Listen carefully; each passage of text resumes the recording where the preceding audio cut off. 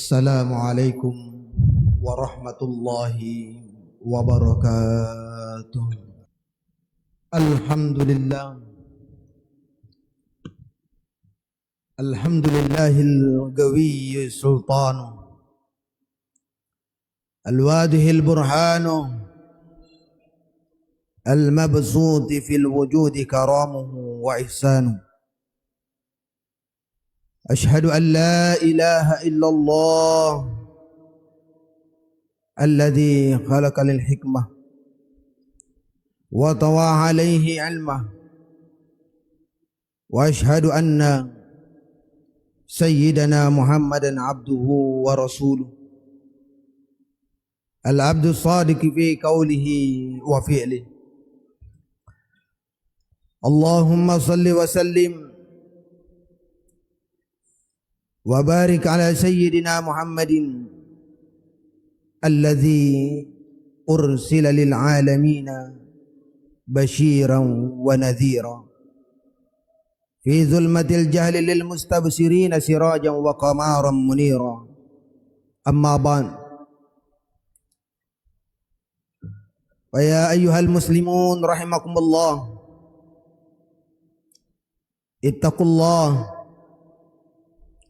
ittaqullah haqqa tuqatih wa la tamutunna illa wa antum muslimun. Qala Allah Ta'ala fi kitabihil azim, ya ayyuhalladzina amanu la yaskhar qaumun min qaumin asa ay yakunu khairan minhum. Hadirin jamaah salat Jumat yang sama-sama dimuliakan oleh Allah Subhanahu wa taala. Di atas mimbar yang mulia ini, kami selaku khatib berkewajiban mengajak untuk diri kami pribadi dan untuk kita semua yang mendengarkan khutbah ini. Marilah bersama-sama kita terus berusaha dan berupaya untuk senantiasa meningkatkan keimanan, ketakwaan dan ketaatan kita kepada Allah Subhanahu wa taala. Dalam arti takwa yang sesungguhnya, yaitu menjalankan segala apa yang diperintahkan oleh Allah Subhanahu wa taala, dan tentu kita juga berusaha untuk menjauhi, menghindari segala apa yang dilarang oleh Allah Subhanahu wa taala. Semoga dengan keimanan dan ketakwaan dan ketaatan kita kepadanya menjadi sebab kita mendapatkan ridhonya dan kelak akan dikumpulkan bersama baginda Rasulullah sallallahu alaihi wasallam di dalam surganya. Amin ya rabbal alamin. Hadirin jamaah Jumat rahimakumullah, pada kesempatan Jumat kali ini khatib ingin mengajak kita semua untuk bersama-sama kita merenungi makna dan hakikat dari ibadah zakat, yang mana pada bulan Ramadan terkhusus di waktu-waktu akhir bulan suci Ramadan ini, senantiasa di akhir bulan Ramadan ini bab zakat menjadi bahan diskusi, kajian dan materi perbincangan yang begitu hangat di antara sesama umat muslim. Di dalam hadis baginda Rasul sallallahu alaihi wasallam yang diriwayatkan oleh Al-Imam Al-Bukhari, dikatakan bahwasanya bunyal Islam ala khamsin syahadati an la ilaha illallah wa anna Muhammadar Rasulullah wa iqamis salah wa ita'iz zakah wa hajjil bait wa sami Ramadan. Rawahul Bukhari wa Muslim. Yang artinya dari Abu Abdurrahman Abdullah bin Umar bin Khattab radhiyallahu anhuma, ia berkata, aku mendengar Rasulullah sallallahu alaihi wasallam bersabda, Islam dibangun di atas 5 hal. Syahadat la ilaha illallah dan Muhammad Rasulullah, menegakkan salat, menunaikan zakat, haji ke Baitullah, dan berpuasa di bulan suci Ramadan. Dan di dalam ayat yang lain, di dalam ayat Al-Quran, Allah subhanahu wa ta'ala berfirman, wa aqimus salah wa atuz zakah wa ati'ur rasul la'allakum turhamun.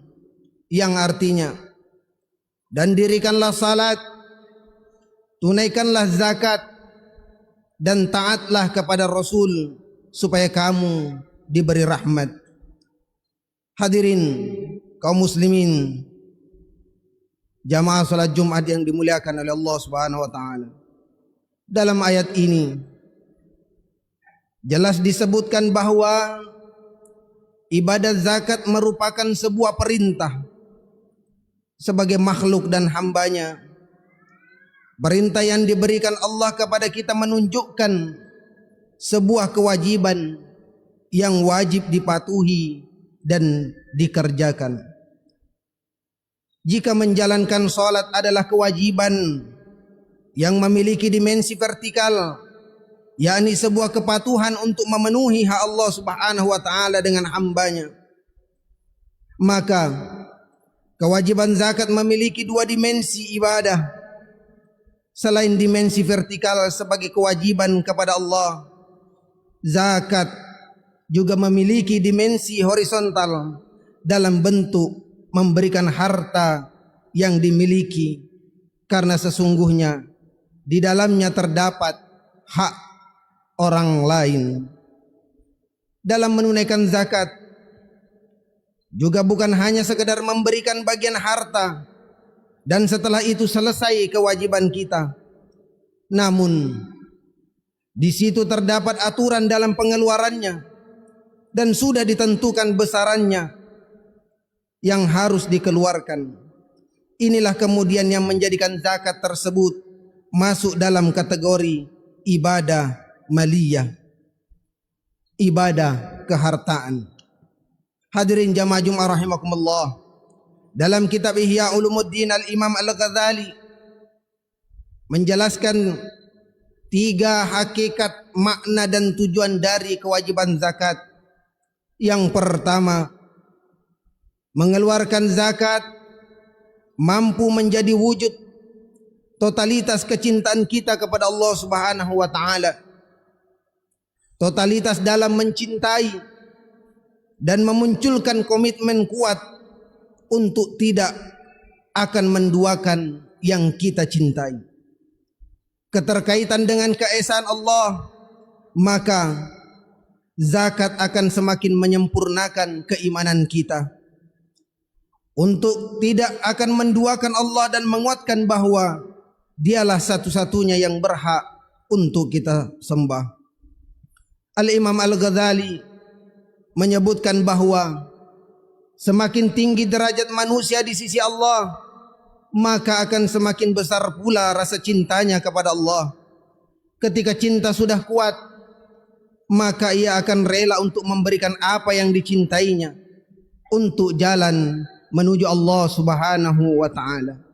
Termasuk harta yang merupakan materi paling digandrungi dan paling dicintai oleh manusia ketika hidup di dunia, sehingga esensi dari zakat adalah melepaskan hal yang dicintai untuk mengukuhkan ketauhidan kepada Allah Subhanahu wa taala.